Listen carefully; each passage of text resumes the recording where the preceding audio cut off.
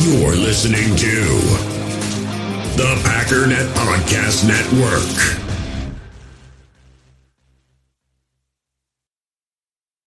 School is back, and Dick's Sporting Goods has what you need to win your year. We've got everything from cleats to Sambas, dunks, and more. Plus, the hottest looks from Nike, Jordan, and Adidas. Find your first day fits in-store or online at dicks.com.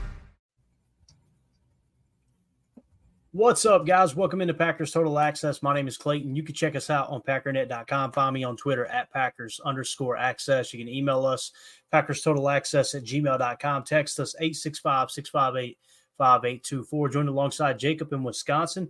Emilio's MIA. We'll see if he rolls in here or not. I don't know about that cat, Jacob. He's a little light in the loafers sometimes. You know what I'm saying, man? Oh, yeah, for sure. Very light. Dynamite drop in there. So obviously coming off of Packers family night, man, that was a blast last night. Did you continue watching, Jacob? Afterwards? Yeah, I did. Yeah, man, it got really good, didn't it, after the stream? Yeah. I will say the only critique that I had, I actually just watched a video. It was a compilation. It was just like a minute and 30 seconds, but it was every throw that Jordan Love made in the 11 versus 11s. Mm-hmm. And I was kind of underwhelmed when I saw the bulk of it. I mean, granted, it is a practice, and a lot of it's throwing to second and third stringers. And I know it's not necessarily indicative of what's going to happen, but when you watch it back, I actually posted it to my Twitter. If we need to fill some time, we could pull it up and take a look. But there was a lot of throws in there where I was like, oh, that was bad. Oh, that was bad. Oh, that was bad. And then he gets one decent one. But other than that, I mean, as far as what they did is with the production, mm-hmm. and with the fan interaction, like I think that was their best family night by far. It was really nice. Gotcha. It's funny that your takeaway, because you're not the only one that came away feeling like that. But me personally, I thought there were some dots in there. But we'll talk about all of it for sure, cover it from all angles. Before we dive into it too, one thing I want to hit on before we dive into all the recap of Packers family night and kind of specifically the 11-on-11s, some of the team drills that they did after we went off the air. And listen, shout out to everybody who joined us for that. That stream was, Jacob, it might have been my favorite stream so far, man. We had an absolute blast. It sucked not having Tim. And then, of course, Emilio came in with a dirty face later on, but that's the way it goes. But it was a lot of fun. I think it cracked, 6,300 views now. So just crushed. Really appreciate everybody. Like I said, when you hit that like button, man, it really helps. It puts it right in front of other people for sure. But that was a blast, wasn't it, Jacob? Yeah, that was super fun. Definitely didn't expect it to blow up like it has, for sure. But like Clayton just said, that really does help. We're not just trying to – I don't give a crap about like counts, and I know Clayton doesn't either, but it does help us kind of crack through the algorithm and reach other people, which now if I could get you guys to share on even like your Facebook pages or your Twitters, just share like maybe an upcoming episode, or if you liked an episode we just watched, because that's how we'll get new fans to get involved. So – but yeah, man, as we get closer to the season, I think that we're going to have a great year. It's going to be really fun. Yeah, definitely. All right, before we dive into, like I said, Packers family night recap, just want to talk about this for just a second. And it got mentioned about a week ago, and it kind of goes under the radar and whatnot. I got to thinking, like, Matt LaFleur, first of all, only coach in Packers history to start his career 10-0 versus the Bears. When I seen 10-0 versus the Bears, I'm like, I wonder if Lombardi did that. He didn't. I wonder if Curly Lambeau did, if he went 10-0 against, Chicago when they first started the teams. He did not. This is the only coach in Packers history to start his career 10-0 versus the Bears. Now, there was another coach that won 10 in a row, and that was Mike Holmgren from 1993 through 1999. He won 10 in a row, but I entered the losses there as well. So he lost in 90. It was actually 94 is when he started that winning streak. So in 93, he lost to the Bears. And, of course, he lost again in 99. But so he won 10 in a row, but he did not start his career with the Packers, 10-0 versus the Bears. You can see here with Matt LaFleur beginning on September 5th, 2019. That was their 199th meeting all the way up through the most recent one here last year in January 7th, 2024, their 208th meeting, 10 in a row. And really, Jacob, these scores ain't very close at all, are they? I was just going to say, other than like 2 games, maybe 3. Right. Other than 3 games, you could say that these were all pretty much boat races. Yeah. Yeah, definitely. So again, just need to put some respect on, or respect, I should say, on Matt LaFleur's name, man. Hell of a coach. And again, when you take a job with the team, and it's something that Michael Lombardi talks about all the time, one of the first things you need to do as an organization when you take over a new organization is, all right, who do we have in our division and how do we win this division? How do we beat these teams? Matt LaFleur has really figured out how to do that. There's no doubt about it. Even the Lions, I know the Lions have been kind of a thorn in our side here lately, winning the North. But when you really back up and look at it, what we split last year with them, we split the year before, I believe, with them as well. Matt LaFleur has had some pretty good success, even with Dan Campbell, even though it's more of a 500 or just below 500. If they get that straightened out this year, they're going to be off and running for sure. So something else, too, before we get into the Packers family. I appreciate everybody following in here, man. We got a crew already. Hit that like button for us. Help boost the algae. Get other Packer fans to notice this channel, notice this content. We appreciate y'all hanging out with us. Feel free to sub to the channel, too, man. We appreciate that. I asked a question in our Patreon group. If you guys are wondering what our Patreon group is, we've got a Patreon community. There's like 3 different tiers where you can contribute to the show. And we like to ask questions in there and make you guys and gals a part of the show for supporting the show, that type of thing. And we also do giveaways. We're going to be giving away a Take Your Eye Off the Ball 2.0 Pat Kerwin book, one of my favorite football books of all time. Real easy to read, just everything you need to know about the basics of football. And it's not dumbed down. It's not the football for dummies thing. What is a kick? It's when a kickoff, when they put the ball on the tee and they start the game. It's not stuff like that. It's your basics in and around, right? The basics of understanding the X's and O's, the chalk talk, if you will, of football. So we'll be giving one of those away to a lucky member of one of those 3 tiers, if you're a member of one of those 3 tiers in there. So go check that out. If you want to, here is the barcode for that real quick. You can just scan that in the upper right, or you can go to patreon.com and just search Packer Fan Total Access. You'll find the group there. So we asked the question in that group today, Patreon question for the show tonight. What was your favorite moment and or what did you learn from family night? Okay, so here the answers started filing in. Chris Nichols says that kid caught 3 punts off the jugs machine and the team surrounding him to celebrate was awesome. Jacob, that moment was absolutely awesome, dude. Seeing the whole team sprint out on the field. Guys, I think it was Jair only caught 2, right? Caught 2, dropped the 3rd. And then this little kid comes out there. His arms, about 10 inches long, and he catches 3. It was awesome, man. Yeah, no, that was really cool. They actually John Kuhn ran and interviewed the kid after he did it, and they asked him like, what was their favorite part? He's like, I'll never ever forget that moment when the team all crowded around me, and like you could see, I couldn't make out who it was, but one of the dudes was shaking the kid so hard. I was like, easy, buddy. Go easy there, easy. Love it. Eric Sutherland says, I learned Bullard looks like the real deal and Stokes looking like rookie year Stokes made me happy. And of course, the most important part, family. Amen, man. It was really cool to see everyone with their families out there and to see the players' families come on the field too. But Jacob Bullard's your guy, man. He flashed a little bit last night, man. He looked good. Looks like he belongs. Yeah, he did. He actually almost came up with an interception. That was one of the passes that I was critiquing of Love's. But it wasn't a bad ball. He made a great break on it and made a great play. Between him, Evan Williams had a pretty, I would say, a decent night. It looked like, as far as what I could tell. It sounded like LaFleur had to take him aside and be like, "Yo, hey, don't like tackle Christian Watson or hit him again. let's not decleat him or do any of that kind of stuff." But it's good. You'd like, I always think that you'd rather have to ask guys to turn down the intensity than have to be asking them to turn it up. Yeah, at least that's my opinion. So that that all things being considered, I think we stayed at relatively healthy, if I'm not mistaken. We had a lot of, like, I should say I shouldn't be too critical because Love did have some unbelievable throws, like the 1v1s and some of the positional breakdown stuff. He was great. He hit the net, he did all that kind of stuff.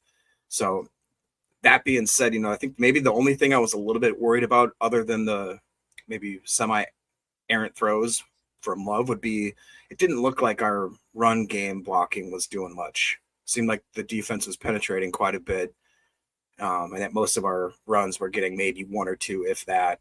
But that's actually great to see too, because guys like Wilson and McDuffie, I think McDuffie could surprise everybody and just be a great linebacker this year. I really think that. Yeah, we're going to talk about that here shortly too, man. That's definitely going to pop up for sure. Again, that was Eric Sutherland's comment.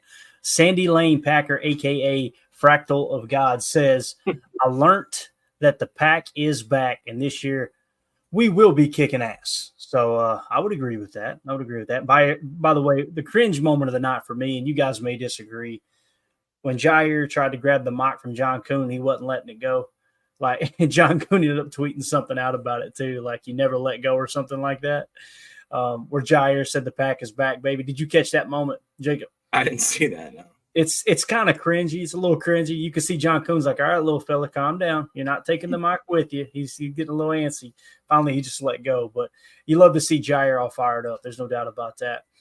Jason in the Patreon group said, I didn't learn this, but I was able to confirm the aggressiveness of our difference. Maybe he meant defense. Might cause some penalties in the season, but if we can get turnovers consistently, it's worth it. That's the second thing. It's one thing to say you're focused on turnovers. It's another to show it.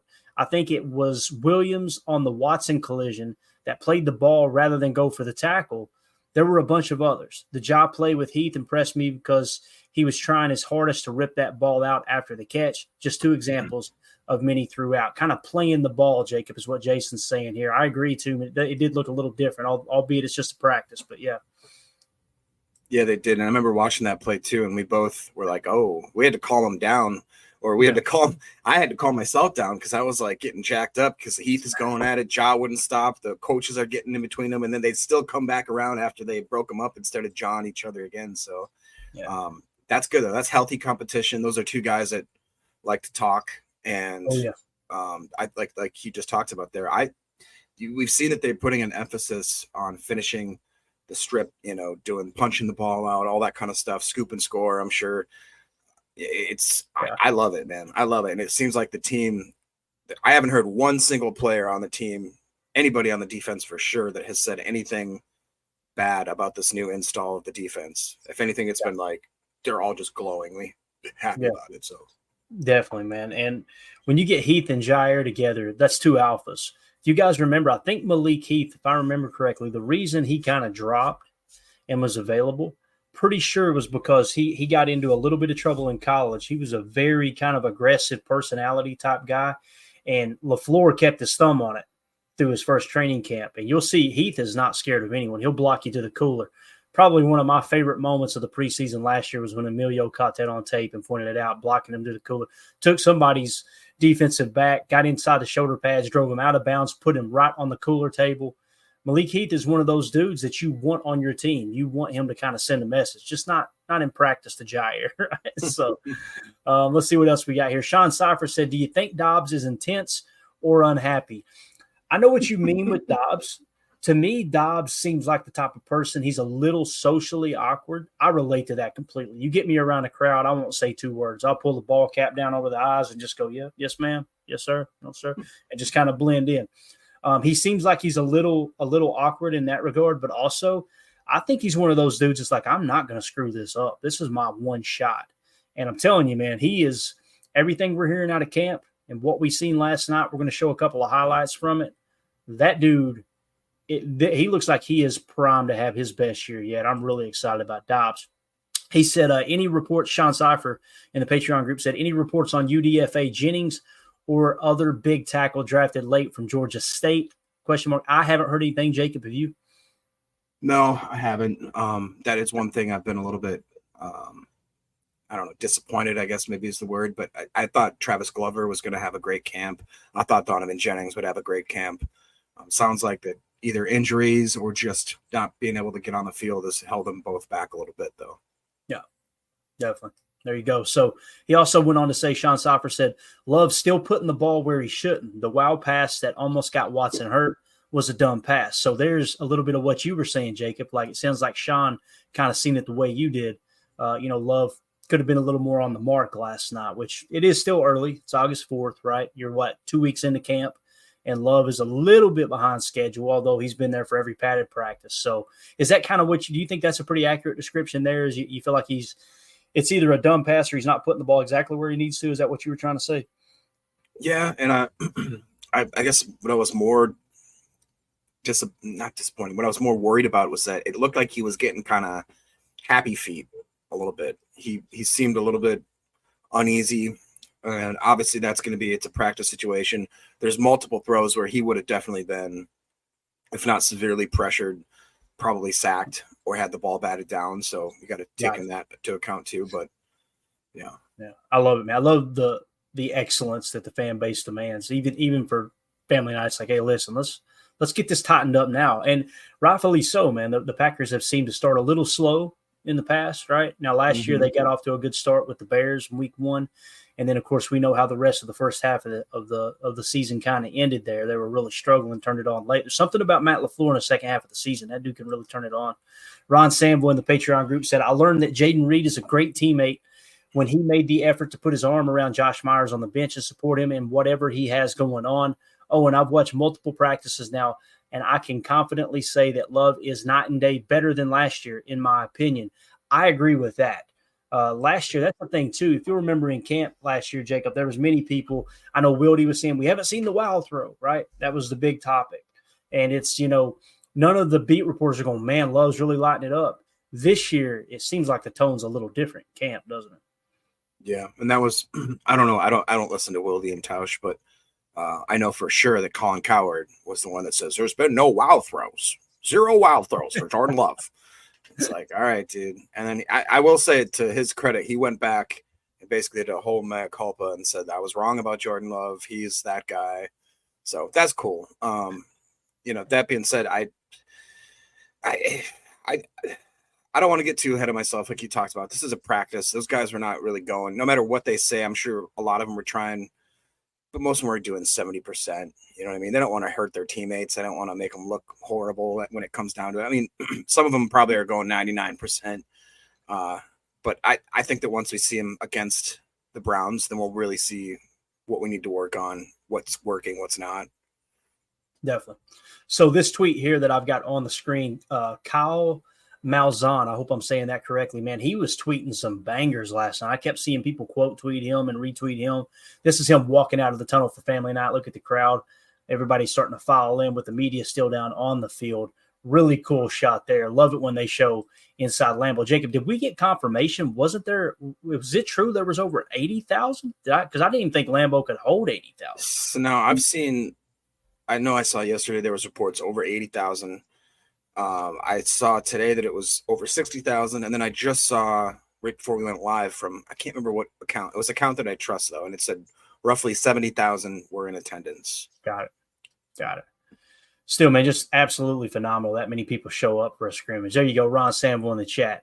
60,800 is the number he had. He said he counted every one of them, too. So I was going to ask what the capacity is. Yeah, there we go.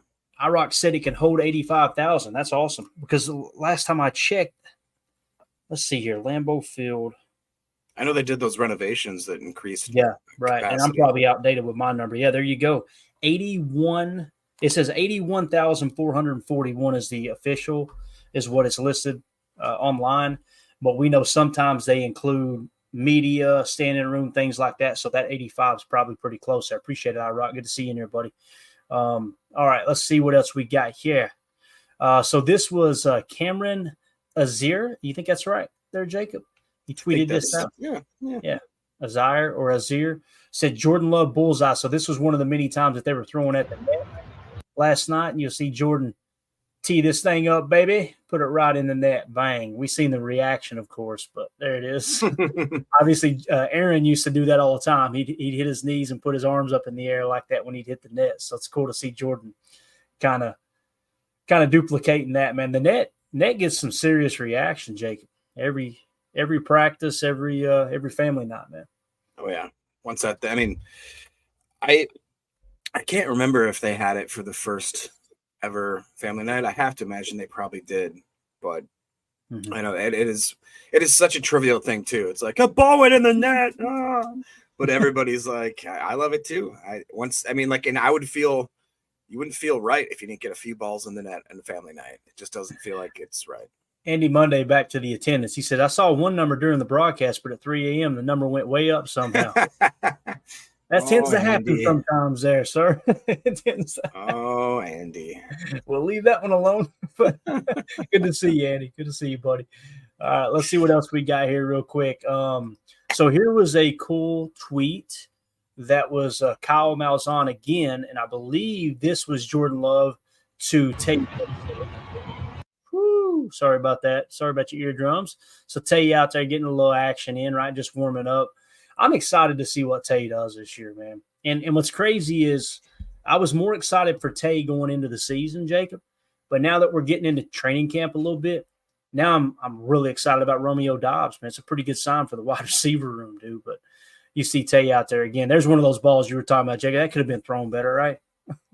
Yeah, he had to definitely ease back on that route for sure. But like you were just talking about, dude, and we've sounded like a broken record, and like we're totally just pro home team always, but we've talked about it so often because it's true. The wide receiver group is so talented, and the guys that could even if they make minuscule jumps from year 2 to 3 and years 1 to 2, but usually those 2 years are when most players make their most significant and biggest jump, especially coming from the college level to the pros. And at any given moment during any given game, who are you going to guard? If you want to lock down Watson, that's fine. You want to try to double up on Wicks, that's cool. We still got, like you just talked about, Romeo Doubs could be the most dynamic route runner on this team, which is insane to say. You haven't even talked about Jaden Reed yet, our 2 tight ends, the fact that we have 3 willing and really good running backs. It's going to come down, I think, to the offensive line. It was nice to see them have a little, in my opinion, they did a little bit better than I thought they would yesterday, but it's just like you're talking about, though. I like who are you going to cover with the wide receivers? Just pick your poison, because otherwise, no matter who you pick, that means you just freed up 3 or 4 other guys that you don't have a key on. Definitely. Cody Krupp tweeted this at Cody WKRUPP. Go give him a follow, guys. Packers quarterback Jordan Love, phenomenal in one-on-one deep ball. Touchdown to Jaden Reed. The first Lambeau leap. It says touchdown to Dontavian Wicks, the second Lambeau leap, and then touchdown to Christian Watson while tumbling into the tunnel area with Jair. Seeing Christian Watson beat Jair on that go route was really phenomenal. Let's watch these 3 here, and we'll just kind of walk through it again. Here's the Jaden Reed one. To me, this looked like it was a dot right on the money, right? Pretty good throw. Then the second one to Tay Wicks here. Of course, you get the Lambeau leap from Jaden Reed, getting the crowd up. I love Jaden Reed, man. Look at Tay fighting off the line. Oh, a little double move, a little grabby. That was Stokes, right? Bang. That was a little underthrown. That one was definitely a little underthrown, but still got there. Tay Wicks' hands look a lot better this year too, Jake. They really do. And then this third one here is the touchdown to Christian Watson. Look at him beating Jai. I mean, that is bang. I don't know if you could throw that one any better. I don't know what that security guard was doing. Like, let his leg go, bro. We got to protect that hammy there. But what do you think about that throw right there? Let's go back to the Christian Watson, Jacob. Looks like it's pretty. Had a way to touch, didn't he? He drops that in the basket there. Yeah, I think so too. If he throws it any further, it's out of bounds, right? Puts it only where his guy can catch it. But again, that's one of the best corners in the league in Jair. And Watson looks good, man. He looks healthy. I know we had a little bit of a scare last night, but overall, I think he's good to go. Nothing there. I think we're Evan Williams. Did Evan Williams light him up going for the ball? Is that what it was? Yep. Yeah, just a little bit. Got it. All right, so obviously there's Jaden Reed, Dontavian Wicks, and Christian Watson on that little highlight reel there. Let's go to the next one, which is Kyle Malzahn. Again, I'm telling you, Kyle Malzahn was the MVP last night, dude. Make sure you go give him a follow at Kyle Malzahn. Let's see here. This is one. This is to Romeo Doubs over Keyshawn Nixon with Jair in coverage. So watch him kind of thread the needle here. Jordan back to pass. Right by the ear of Jair, man. I mean, he was humming that tater there for sure. Got some good zip on the ball there. And again, in a ball game, a little late coming out, you'd like to see that a little more timing. He was looking right, stepped up, relocated. You see Keyshawn Nixon jumping for the ball there. But Romeo Doubs seems to be are we worried about Jair, Jacob? I need to ask you that because we've seen Watson cook him. We've heard him talk about Romeo Doubs going up and get 50-50 balls over him. Do you think, is there anything to worry about there with Jair? Oh man, I've went back and forth.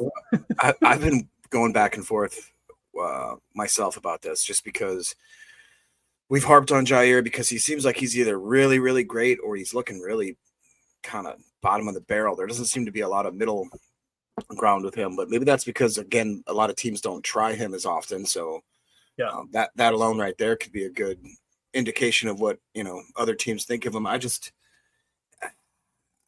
don't know, dude. He's been kind of up and down with me. You guys know that since he pulled the stuff last year. I've been kind of just weary. I don't want to get hurt again by Jair, so I don't quite trust him.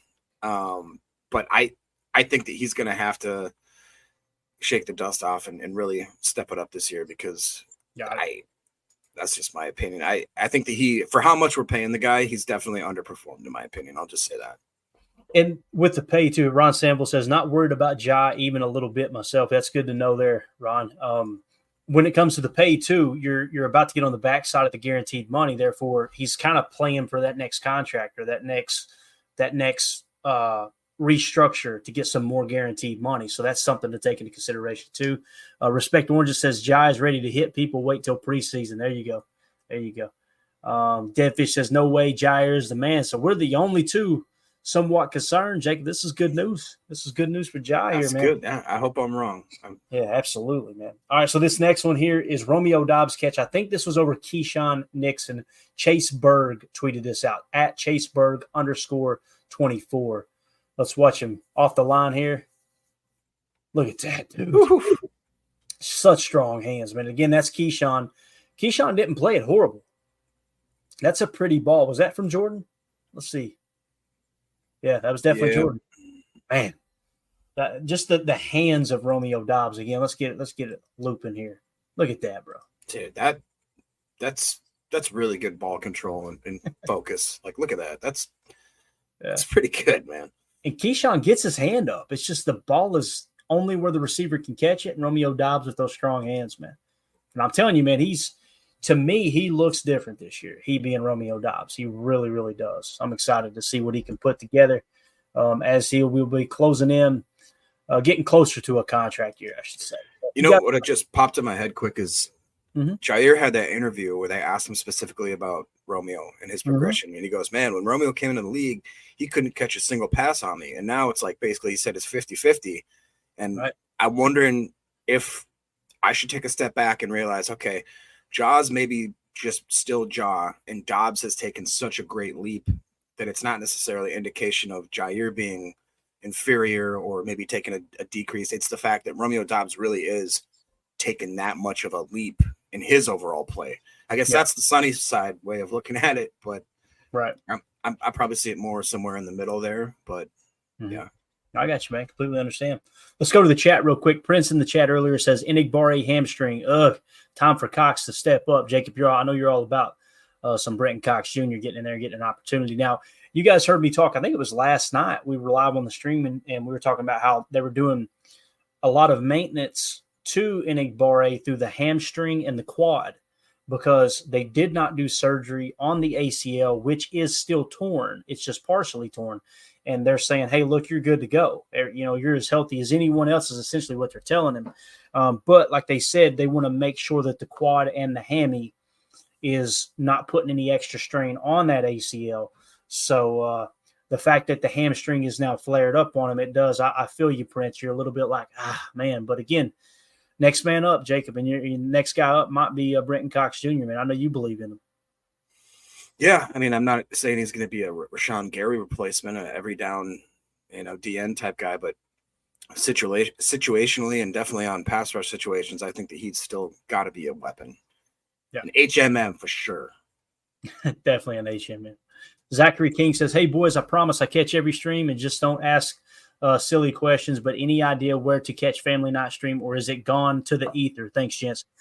As of right now, Zach, I think it's gone to the ether, unfortunately. Jake, have you been able to find it anywhere? I was on my way back from Knoxville this morning and was like, man, let's see if we can find this somewhere. I couldn't find it anywhere. I thought I found it. I was like, there it is, man. He was like, nope, that was 2023. So yeah, I was surprised that it wasn't cut like immediately and put on YouTube just because of the fact that it was live streamed. I have not either. And I did look back at the Packers.com website and I couldn't find it, but I am about as technically literate as a possum in a dumpster. So don't take my advice. And Coach LaFleur made a comment about it at his presser last night. he looked over at, I guess, the media guy and made a comment, and he said, yeah, they pretty much made it available to everybody around the world. So he's not happy about it, right? And you got to understand from a coach's perspective, like you want as little tape out there as possible, right? It's bad enough you got to share your tape during the season. I'm not a huge fan of that mindset, but at the same time, I'm wondering if that was kind of the agreement. Show it live and don't, and if somebody does put it up on YouTube and they rip it, take it down, make them take it down type thing. And again, another thought that popped in my head is I got to really not be as critical towards the offense or the play calls or the schemes or the lack of any sort of like ingenuity or any sort of skill. It seemed, and Matt LaFleur even said it in his post conference. He goes, "Yeah, we ran completely vanilla, basic plays, nothing conceptually intricate in any way." He said basically both sides of the ball did that, but on the offense, I would imagine that they really dumbed it down. They're probably showing certain blocking schemes and motion and stuff that they have no plans on using ever, just to try to maybe, throw, like you just talked about. We just broadcast this to the world. So what are we going to do? We're going to show them we're going to show them that a 22 dive. Okay. Yeah. Run it again. Yeah. Run it again. Exactly. Let's see. Andy Monday in the chat said kickers were trying some real bombs. We're going to give a few details on the latter part of the practice last night, family night. And the kickers, man, Anders Carlson showed up, and you're right, Andy. They were kicking some bombs out there, man. They were really stretching it out. Deadfish in the chat said Jaden Reed catching 6 punts with the second was the second best thing for me. Dropped the ball, adjusting for the 7th. LOL. Best part was the kid catching 3 and having the team mob him. Absolutely. So Jaden Reed, man, 6 punts off a jugs machine. That's pretty phenomenal. Pretty darn phenomenal. So it's just nice to know that if God forbid something happens to Keyshawn Nixon, you feel really good about Jaden Reed, being able to return and being able to return punts specifically. He might be the better punt returner on the team, to be honest with you, because Keyshawn has definitely been, the best kick returner, no doubt about that. Jim Gamble in the chat says the run game didn't look as good as I'd hoped it would. Kind of concerned about this. All right, Jim, I hear you, buddy. I thought Marshawn Lloyd looked pretty good personally. When you see Marshawn Lloyd, it was like, whoa, okay, you could see him kind of pop. But when you seen AJ, to me, it kind of, I don't want to dog him too much. I love AJ Dillon. I didn't see any of the explosiveness that I thought I was going to see. With him losing the weight, right? Yeah. I'm glad I wasn't the only person that felt that way. Respect Orange just says, love Dobbs' connection is amazing. It's only going to get better too, man, no doubt. Coach Lynn says, great job high pointing that ball by Dobbs. Just an awesome job, man, with the strong hands. Ron Sample says, I think Cox is going to have to go on practice squad if JJ gets healthy. How dare you? Hasn't had a great camp. 4 DNs to have room for safeties, ? That's going to be really interesting as we get later in camp here. And that's what's going to happen in these next 2 weeks is we got to start trying to round this off a touch, because there's gone are the days of trimming the roster down, right? Like they do the one final cut now. Am I thinking right, Jacob? Don't they carry them to the end now? Didn't something change last year? I can't remember. They did something after COVID and then they revised it again. I can never keep that stuff straight. But I hate to say that I agree with Ron, but I could see that completely being a guy that, I don't know if they could slip him out of the practice squad though, but yeah, it'd be tough. They didn't think they could last year because they didn't hardly play him at all, but they refused to try to pass him through waivers. So it's going to be interesting. Coach Lynn said, where was Carl Brooks last night? Quiet night from him last night. I agree. I don't think I heard his name called once. Did you, Jacob? I don't remember that either. That might have been by design. He may have tweaked something. He just didn't release it. Not sure. If you guys would hit that like button for us. We got a bunch of people in here watching. Really, really appreciate y'all making us a part of your evening here as we get ready to kick off another week of training camp. And obviously the week of the first preseason game for the Green Bay Packers coming up here. Omer in the chat says, signed another kicker today. I sent you the link, Clayton, from USFL, and only missed 1 field goal all season. So they're still looking. They are still looking as they signed another field goal kicker. Like I said, I've been on the road all day, Omer.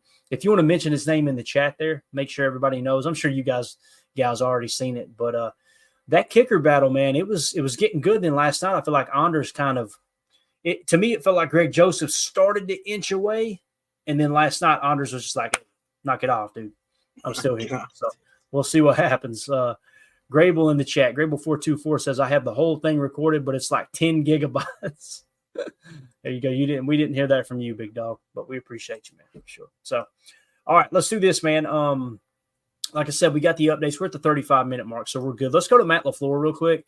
Matt LaFleur actually shared at the presser last night. This is him talking about the D-line and kind of the stress that they're putting on his offensive line and his offense. You'll hear him talk about having to chip. Pretty cool. It sounds like the defensive line is looking like they're ready to roll week one, man. Been in there in the backfield. So Rashawn had that one series. He was in there 3 plays in a row. Yeah, it's tough on the O-line right now. And certainly I think if, these guys, the D-line gets frustrated at times because in practice we'll use a lot of chippers. And I'm like, hey, man, that's a credit to you guys. That's the ultimate compliment that we feel like we need to get 4 hands on you to block you. So, and I quite frankly, it's going to happen during the season. I think our D-line is solid. And hopefully they continue to get better and improve and just keep coming off the ball the way they are. Love it, man. And when he's talking about chippers, obviously he's talking about tight ends, running backs, staying in a second, helping chip double, get out on a leak type thing. Just that little bit of hesitation. It's absolutely huge. And that's why we talk about, the positions of importance for us is you want a really good 3-tech. Think Kenny Clark, right? He's I think he was 10th in sacks amongst interior defensive linemen last year. You want a really good 3-tech that can get pressure. And then the opposite side, whether it's the 3-tech on the strong side or the weak side of the formation, then the opposite side edge, you want to be a real good pass rusher. And the reason being is it's very difficult to double team both, especially in 11 personnel, and get enough guys into the passing concept, into the route combination to do the damage you want to do. So the fact that Matt LaFleur and his offense, even with all the pre-snap eye candy, all the motion and all that, they're still having to chip to keep our defensive line off their back to get the ball out. That's a really good sign, Jacob. I thought that was very interesting, man. I think the defensive line is looking really good here early on, dude. Yeah, I mean, that's probably maybe other than safeties and wide receiver, that might be the positional group that I'm most comfortable at with the depth, with the players that just the rotation. I mean, it's probably the position group where if, again, we always talk about it and preface it this way, God forbid if there's any injuries, we don't want injuries, but if something were to happen, even to some of the top guys on the top of the depth chart, I still think that we would have a fighting chance to make a decent year out of it because we just have so many guys that, like we talked about, with Brooks. Wooden has really not gotten a lot of hype this year as compared to when we drafted him. I thought that he would get more. I think Slayton could make a big jump. Mm-hmm. Obviously, we just talked about the ends and what we have in Rashawn and Preston. I think we take that for granted, but with LVN, I really do think LVN could have a really big bust out year too on that D line. It's a good problem to have, man. Like I talked about, is there any way that Jonathan Ford makes this team, or is that just not going to happen? To me, if he couldn't make the team when you were playing with 3 down linemen, 3 interior defensive linemen, big boys, 285 and up. If you couldn't make the team running a 34 jam, which is what they played, up till this year, they're finally switching to a 4-3. If you couldn't make the team as a nose then, Jacob, I don't see how he can make the team now. You know what I mean? Some people would even go as far as going as TJ Slayton made for this defense. Now, TJ Slayton is having another good camp, it sounds like. And I would argue, I think TJ Slayton is a lot better than most people think he is. And I think you're going to see it this year because he's going to be able to drive the pocket against double teams if it comes to that, and not from a sense of playing 2 gaps now with that base 4-3 look. So my answer would be, you got to bet the farm, Clayton. Is Jonathan Ford going to make the roster? Is he going to be on the practice squad? For me, it'd be the practice squad. I think that's where he'll end up. So how about you? Do you think he will or no? No, I don't think he's going to make the team. Ron brought up a point just as you were talking about TJ. He says Slayton needs a contract before this year or he's going to get very expensive. If he does have the type of performance and breakout year that I think he could, I agree with that comment because if, he's basically a nobody to the NFL right now. If he has a breakout splash play or splash year, mm-hmm. his that price tag skyrockets for that position like we've talked about. So I agree. I mean, I've liked him. I've seen potential in him. Now, I'll be honest, he hasn't really lived up to that potential. I've seen flashes here and there. I know Ryan's been pretty critical of him as well. But I think I really do. I don't know why. I just have a feeling that this year he could put it all together and really be an impactful player. Love it. I would love to see it, man. He's a mountain of a man. We just had a bunch of people jump in here. If you guys would, ones that just jumped into the viewing here on YouTube, Twitter, and Rumble, hit that like button for us real quick. We'd really, really appreciate it. If you're on X, on Twitter, feel free to hit retweet too. Thank y'all so much for making us part of your evening. Here was Coach LaFleur at the podium last night talking about Zach Tom and Tucker Kraft and their injuries. Real quick clip. Listen real close. It sounds like Zach Tom is going to be in team drills this week, and it sounds like we may see Tucker Kraft in some sort of fashion this week too. Be ready to do team when you guys get back at it next week. That is the plan. So he's looked great. Hopefully we'll get Tucker back in some capacity next week as well. But we'll see how it goes. What did you think? All right, so there you go. Zach Tom, the plan is to have him compete in team drills now, the 11-on-11s. Last week, obviously, he was out there for the walkthrough and everything, the non-contact, and then Telford would step in for him during the team drills. So it sounds like Tom will be good to go there, and Tucker Kraft will probably begin doing what Zach Tom did these first 2 weeks. We talked about Tucker Kraft was 2 weeks behind Zach Tom on tearing the same pec, right? They don't share a pec. They tore a pec in a similar manner. You know what I'm saying. So we'll see if Tucker Kraft can get out there. I love what Matt LaFleur said, too, is he's been having to argue with Tucker Kraft every day. He's wanting to get out there, and he's like, nope, not yet, not yet. So you wouldn't expect anything less from someone who drinks those bush lattes, smokes lung darts, and gets out there and ice fishes in the middle of winter, right? So love to see it. All right, let's go rapid fire on some of the notes from family night last night. We hit on some highlights, kind of showed you some clips here or there from Twitter. Appreciate everybody that shared those on Twitter. Hopefully everyone, you go follow them. If you missed their tag, go back, rewatch it, get their Twitter handle, and give them a follow for sure. So Paul Brettel tweeted out last night, Bullard starting next to McKinney tonight. Walker and McDuffie, nickel linebackers, as has been the case. It kind of feels like, Jacob, right now, McDuffie is kind of leading Edgerrin Cooper for that nickel linebacker spot, man. What do you think? And I know Coop's been a little banged up too, right? With I think it was the hip. Is that what hip or the groin? I think it might have been the hip. But what do you think about your boy though? Bullard starting next to McKinney last night. That might be the way to go. Yeah, the safeties have looked so good that it's been a little bit interesting to see how that depth chart is going to break down. And even guys like Anthony Johnson Jr. has definitely got his reps and looked okay. Obviously, Ketan Oladapo is finally starting to actually get on the field and make his presence known. But I do think that Bullard has been the most consistent and the most flashiest of the safeties, not far beyond what Evan Williams has shown, though. We saw, again, a couple of the spurts last night, different I think he had a pick six in one of his practices here. And I'm excited about that. I'm a little bit disappointed that Cooper hasn't made. Yeah, somebody says that it was a groin injury for Cooper. There you go. Okay. So if that is, groin injuries, you don't have to tell me. It'll put you down. As Meredith from the office said, groin injuries are the worst. Let me tell you something. Meredith from the office would know about a groin injury.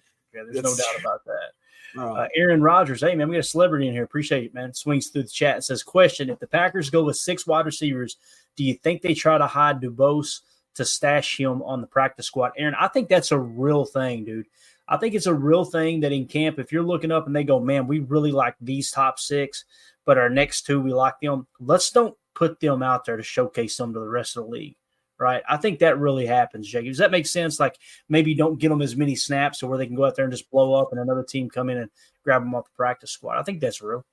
Oh, yeah. I mean, that to me seems like it's football coaching chess 101 where it's you don't want to show your hand. You know what I mean? You just keep that baby close to the vest and live to fight another day. Definitely.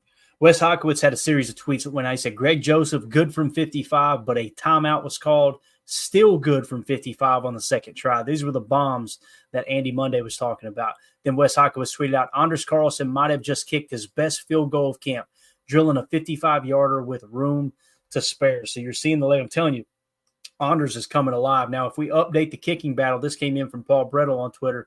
Anders Carlson was 7 for 7 tonight, and Joseph 6 for 7. So overall, during camp, Carlson is 31 of 37, and Joseph is 34 of 37. So only a 3-kick difference there between Joseph and Carlson. I'm going to ask you this, Jacob, every single time we get a kicker update. You have to make the decision today. Who's your kicker, man? I got to go with Carlson still. Same. To me, it's like anything more than a 5-kick difference, I'm going, but with him, within 3 there of Joseph, I'm with you, man. Carlson, I think, has got the bigger leg, but man, I did not expect Greg Joseph to perform this well. I really didn't, man. There you go. Respect Orange's Carlson for longevity. And again, you guys know I'm kind of a roster rat, right? Like I love to look at the roster, especially the bottom half. How can you stash guys? How can you manipulate the cap? All those things. You could probably pass Anders Carlson onto the practice squad, and you're only really forfeiting 1 year of that contract when you look at the futures aspect. So you could get Greg Joseph this year, let Anders get a little better. But to me, that lead's got to be a little bit better. And the reason being is because if you do sit Anders Carlson on the practice squad all year, and whether he clears waiver, let's assume he does clear waivers. If that's the case, you're missing out on some serious game time, right? And there's only one way to get that experience. That's in there kicking in the clutch. So, all right, Caleb Jones yesterday. This was interesting. Caleb Jones from Paul Brettel in at right tackle. This is the first time we've seen him with the ones. So it's been really quiet for Caleb Jones, but Jacob, last night he got to go into right tackle with the ones. That was pretty interesting, man. What do you think is going to happen with Caleb, man? That's going to be a tough situation there.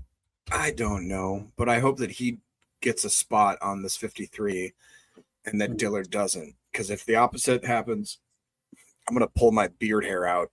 I don't understand I feel like that that the Andre Dillard experiment should be over already. We've seen that they obviously like Kadeem Telefort back there. I've been a big fan of Tenuta over the years, but you look at Caleb Jones, where how far back they have him on that depth chart. That seems kind of criminal to me. Get Royce Newman, get Andre off, get Lecitus Smith out of there, and then I'd like to run in there with maybe a younger group of guys, which it is maybe telling as to why they feel like they need more of that veteran type leadership, because we do have a lot of untested and very young guys now all of a sudden. Yeah. So to the point where that we look at Royce Newman's our seasoned vet. It's like, ugh, I don't like that. Me no like that, Jan. Yo.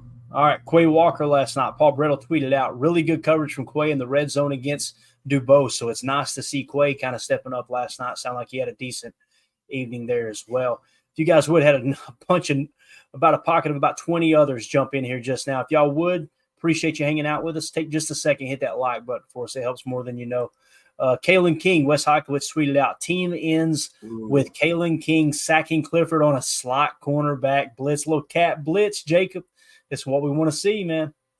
Yeah, Kalen King also had a couple decent coverage plays, if I'm not mistaken, as well, to the point where I had to – isn't he now wearing 34?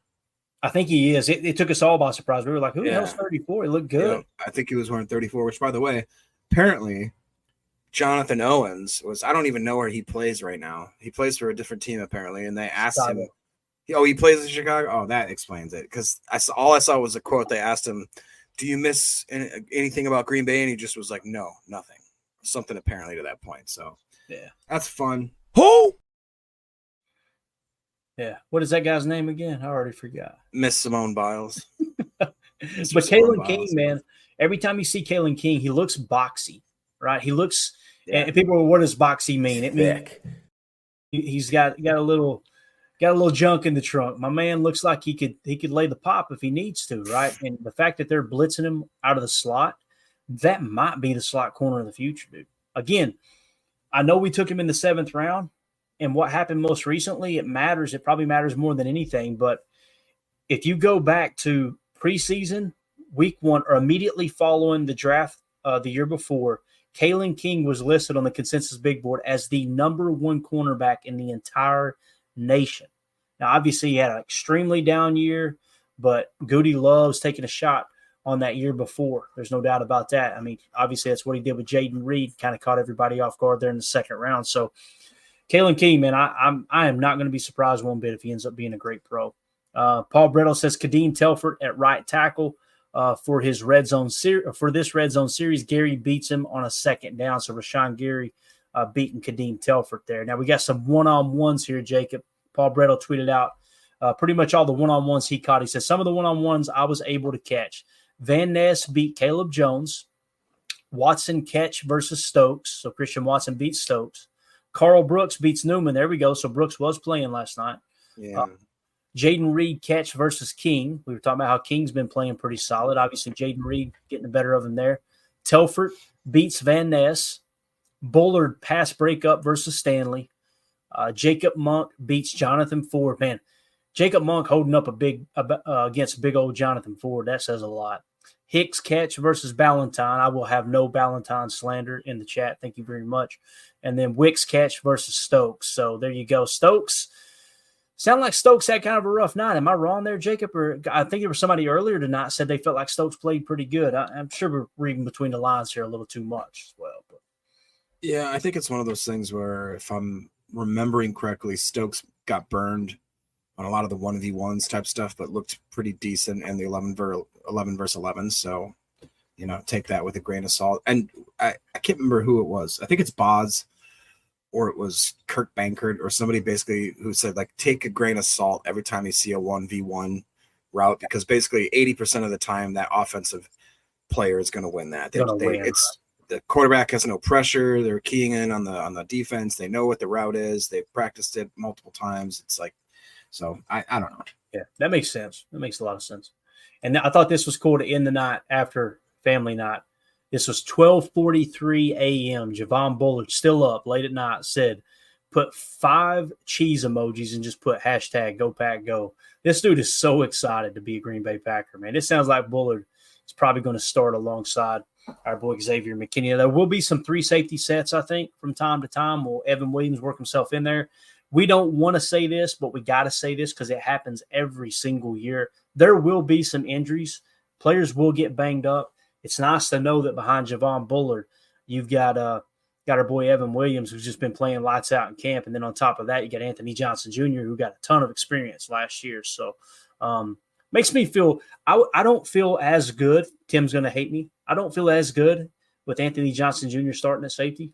But knowing he's in depth if you need him, with all that experience from last year, makes me feel pretty good, man. Yeah, 100%. And we haven't talked about the fact that Oladapo's barely even touched the field. That's another guy that could end up being a superstar.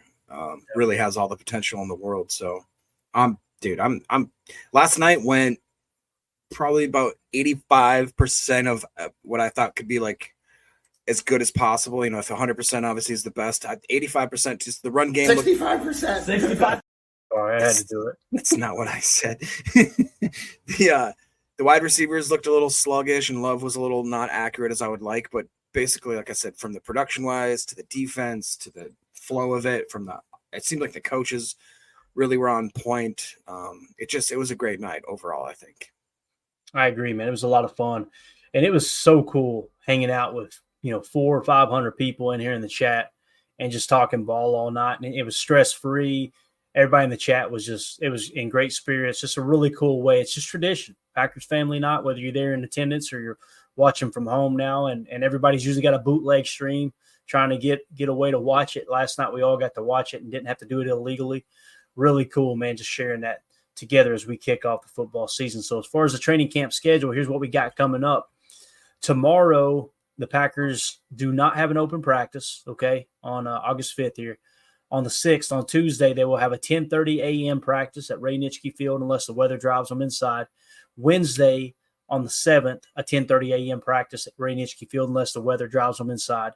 Thursday and Friday, the 8th and the 9th, they're not showing any open practice to the public. But then, of course, on the 10th, on Saturday, 3:25 p.m. Central Time, they're going to be at the Cleveland Browns for the first preseason game. So it's game week, baby. And again, tomorrow we're going to come up with some really good topics. We're going to deep dive some important stuff. And then we'll be back right back to giving you guys camp practice recaps for the 6th and the 7th there on Tuesday and Wednesday. Clayton, is there not any practice whatsoever tomorrow, or is it just not open to the public? I think it's not open to the public. I've heard that those aren't off days. Now, there might be off days sprinkled in there, Jacob, but what I hear is it's just closed to the public. So, it's probably up to LaFleur, whether they actually practice or not. I don't know if everything's set in stone there. I'm sure they've got everything. So my point, I guess, is we should still get some updates from insiders that are there with press credentials and that kind of stuff. I don't know if the press is allowed there. I think they're closed to the media and the public. I could be wrong. That just seems weird. If you pull up that calendar real quick, it just seems you can't tell me they have 2 practices before a game. You know what I'm saying? From now until Saturday, you only have 2 practices. That to me seems like they have to have. Well, the way I'm looking at it, I think they'll be practicing. There's no doubt. And they're probably trying to get in their groove right now, Jacob, for game weeks. And during the regular season, the media is not out there watching their practices, right? So they'll have press availability and all that. So to me, I don't think it's a coincidence. You look at the first 2 weeks of camp, there's open practices everywhere. Then all of a sudden the game weeks, see how the model matches completely, right? You got a couple of them open during the week and everything else is kind of closed other than the 10:30 a.m. joint practice with Baltimore there.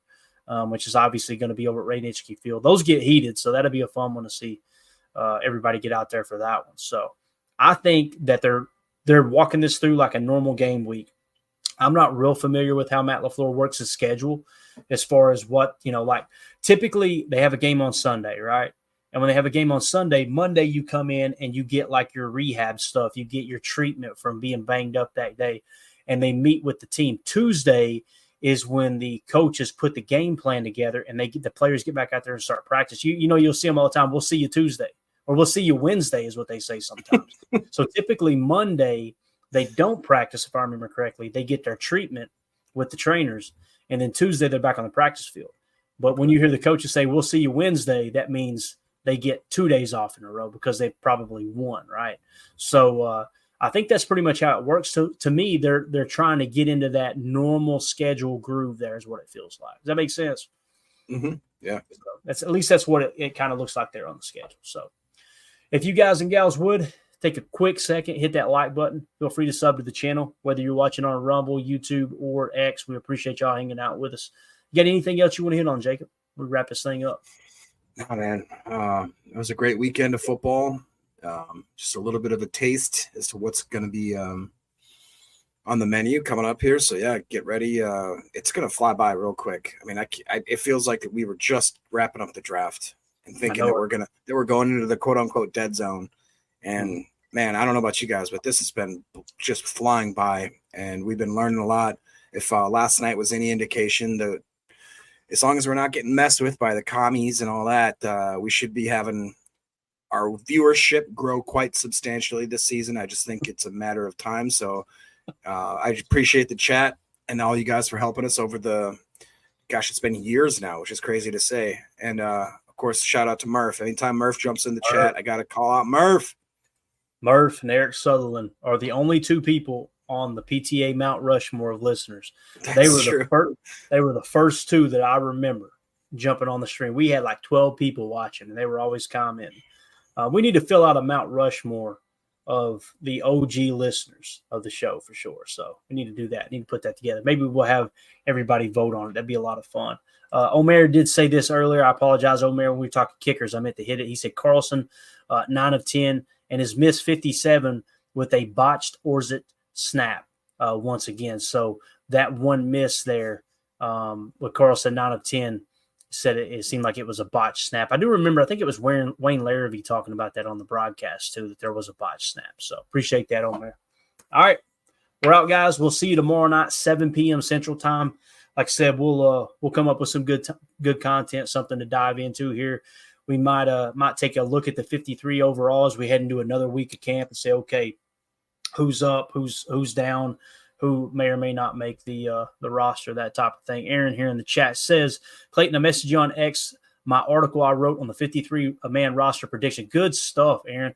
What I'll do, man, if you didn't send it today, resend it. If you just send it, awesome. I'll check it here in a second. Maybe we'll dive into that tomorrow, Jacob, if you'll remind me. We'll take a look at his 53 since we were just talking about that. So that'll go hand in hand. So let's see. Aaron Rodgers is let's keep an eye out for Aaron Rodgers DM. If you don't care, put your Twitter handle. Well, I'll know in the DM. Just put, "Hey, I'm Aaron Rodgers" on YouTube. Everybody's got different names. YouTube name's different from Twitter, and they're like, "Hey, man, I emailed you." It'll literally be Aaron Rodgers on YouTube. It'll be Xavier/Joseph, right, on Twitter at whatever, and then I'll get an email, and it'll say Alexander. He's got it right here for you. There you go. AM Rodgers got it. Good stuff, man. Yeah, we'll look at it, man, for sure. Would love to support you in the writing you're doing, man. We appreciate y'all supporting us here on the channel. So, all right. That being said, we're out, guys. We'll see you tomorrow, 7 p.m. Central. Thank you all for hanging out with us. Hit that like button on the way out. And, for those of you listening on the pod, thank you for making us a part of your day. As always, let's go out and be the change we want to see in the world. And go Pack, go.